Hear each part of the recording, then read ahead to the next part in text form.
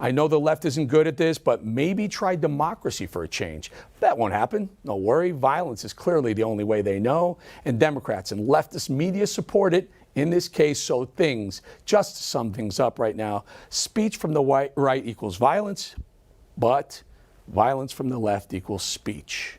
But when they get more violent on the left, just know that things are turning right. And you notice the difference about America? We're taking it back. It's been a long road, and there's still a long way to go, but we're well on our way. No violence from the left, be damned. Okay, now let's bring in one of my good friends, journalist and host of the Megyn Kelly Show, Megyn Kelly. Megyn, thank you so much. Boy, what a great person to have on the show today after all these decisions come down. We had the Second Amendment decision come down on Tuesday, I believe that was. On Thursday or Friday, we had Roe versus Wade. What are your thoughts on all these decisions? Today we have religious freedom. Weigh in. I know you're a lawyer and you used to work at the court, if I'm not mistaken. Well, yeah, I covered the high court for Fox News for 3 years and practiced law for 10 years. So I think so far the court is batting 1,000 in this wave of opinions, at least, that they've just released. There's not one that I disagree with legally. And they were pretty, the gun case last week and the religious freedom case this week were pretty easy. Roe versus Wade was a lot more controversial, obviously, but I think they really nailed it.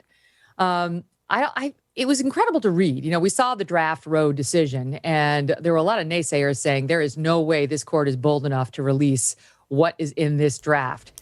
And boy, were they proven wrong, because it changed hardly at all. I mean, I've literally read every single line of the draft opinion and of the current opinion and the concurrences and the dissent. I had a long flight back from my vacation, and I read every single thing. And it was a thing of beauty. I mean, it was something that, conservative legal minds have been dreaming about for years. Yes, they would have preferred to have the Justice Thomas concurrence as the actual basis for the opinion, but they got virtually everything they wanted, which was, this isn't an activist court. This isn't an extremist court, as people like AOC and Nancy Pelosi are claiming. This was the answer to the activism and extremism that had been forced on the American people in 1973 and then again in 1992 in Roe and then Casey. This was a remedy of previous activism that had been engaged in by 9 people wearing robes who we didn't elect to do anything. And the more conservative jurists on that court understand that. And you can say all of that and still be pro-abortion rights. You can also be anti-terrible legal precedents like Roe and Casey, which made no sense and invented constitutional rights where they did not exist. Where they didn't exist. Exactly. Can you weigh in a little bit on John Roberts, what he decided to do? Chief Justice decides to concur rather than side with the majority or the minority opinion. What does that mean, and what is he telling America? Well, look, I'll tell you the headline from the overall decision in Roberts is he's lost control of his court. Yeah. He doesn't have a lot of influence. And I guess that's not surprising, because he chose to be an institutionalist as opposed to somebody who puts coalitions together. So I guess he's going to feel really good about his legacy in terms of doing what he thinks is best for the court, even though he'll have no influence on how actual decisions come down. That's not really a great place for him to be. He wanted to do the bare minimum necessary and just uphold the Mississippi law, which said abortions are illegal after 15 weeks. If Roe and Casey stood, that law would have had to be thrown out. So he said, okay, let's just say 15 weeks is fine, and let's not go so far as to throw out those decisions. No one agreed with him.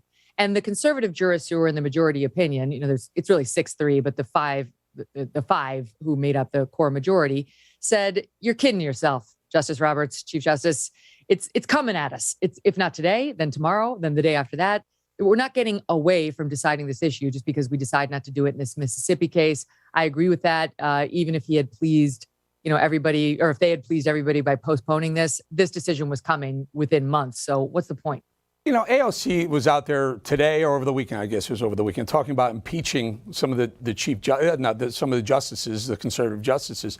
Weigh in on AOC's thought on that, and also Elizabeth Warren coming at the judges pretty darn hard. I mean, these people were appointed through the legal process. We have precedents. There's nothing new about this yet. They think because it didn't go their way, they got to change the court. What are your thoughts? Well, I'll distinguish between the two, because I think AOC is a moron. I think Elizabeth Warren is smart. She's ideological and not necessarily aligned with you or with myself. But I think AOC is not that smart, and she really just wants to be a star. She's sort of a Kardashian in Congress. And I guarantee you she hasn't read the decision. And I guarantee you she has no understanding of what substantive due process is or the history of any of what she's talking about. So I hesitate to ever even discuss her, to be honest with you. But I will say this, her ridiculous push to impeach the justices for not being totally honest about their respect for precedent during the judicial confirmation process will go nowhere. First of all the justices play a little fast and loose with how they're going to decide cases and how they're going to treat precedent, respect for precedent. They all did it. And they all say that they're going to respect it. And then every single one of these jurists that you're looking at right now has voted to overturn precedent. Okay.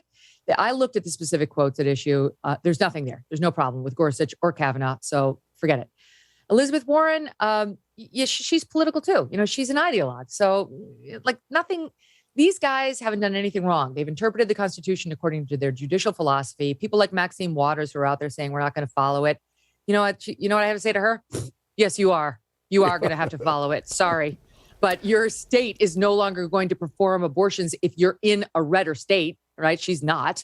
But women who are not going to be able to find abortions because the clinics are going to close down because doctors don't want to go to prison.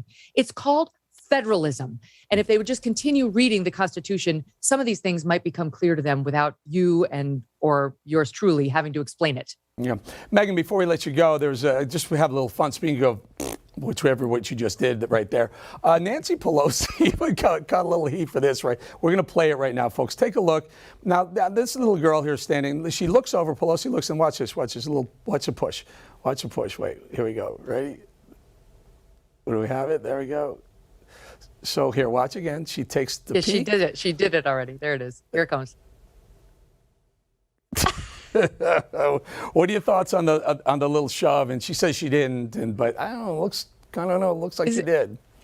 Is anyone surprised? I mean, she's just, I think it was Kellyanne Conway in her recent book who said she had an exchange with Pelosi where Kellyanne Conway was the first female campaign manager to help get a president elected, and she wanted to talk to Pelosi about something when she was at a meeting at the White House, and Pelosi said, "I don't speak to staff." Right? Like she's real pro-woman. Yeah. And it doesn't matter whether you're a 9-year-old or a 51-year-old.